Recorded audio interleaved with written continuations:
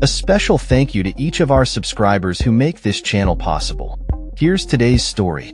In a surprising turn of events, Moldova's recent referendum on constitutional changes aimed at solidifying the country's commitment to joining the European Union has left the nation in a state of uncertainty.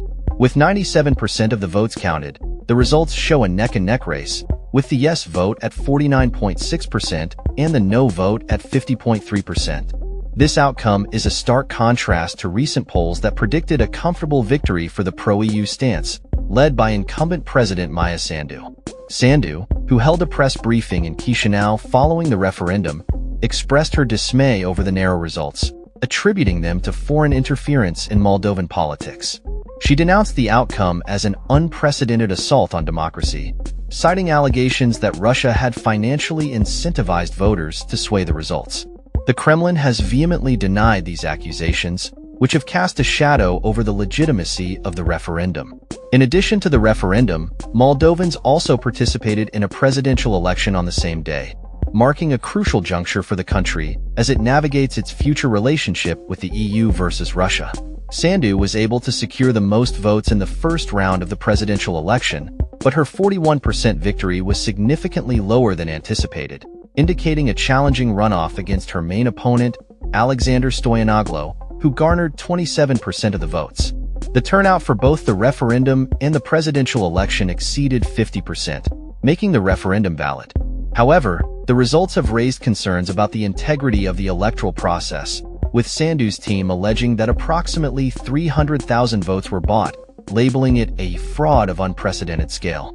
As the results unfolded, the atmosphere at Sandu's election headquarters shifted from hopeful anticipation to subdued disappointment. Supporters, who had initially gathered to celebrate a predicted victory, began to leave as it became clear that the yes vote was falling short. The little EU flags they had been given to wave were left abandoned, symbolizing the shattered hopes of a pro-European future. Voter sentiment on the ground, however, revealed a strong desire among many Moldovans for EU integration. Young voters expressed their frustration with being caught between European aspirations and Russian influence, emphasizing the importance of choosing a path that secures a better future for their country. One voter, Oksana, articulated this sentiment, stating, "We have to choose a European future for our country, for our children, our future. For geopolitics, for peace, that's the most important." Incidents of alleged vote buying were reported, particularly in the breakaway region of Transnistria, where Russian support is substantial. A BBC producer witnessed a woman admitting to being offered cash to vote, highlighting the pervasive issue of corruption in the electoral process. This raises serious questions about the credibility of the referendum and the upcoming presidential runoff. Elon Shore, a fugitive businessman with ties to Russia, has been accused of orchestrating efforts to undermine Sandu's campaign by offering financial incentives for voters to reject her proposals.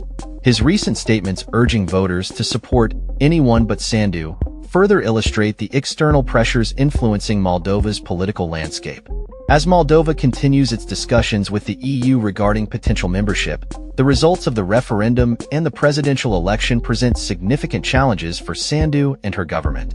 The failure to achieve a decisive victory in the referendum, which was intended to solidify the country's commitment to EU integration, has left the future of Moldova's aspirations hanging in the balance. With the second round of the presidential election set for November 3rd, the stakes are high.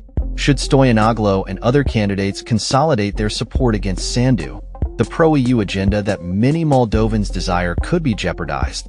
The coming weeks will be crucial for the country's political future as it grapples with the implications of the recent electoral outcomes and the ongoing influence of foreign powers in its democratic processes. That's all for this story. We upload videos every day covering many different subjects, so hit that subscribe button to stay informed. Thanks for watching.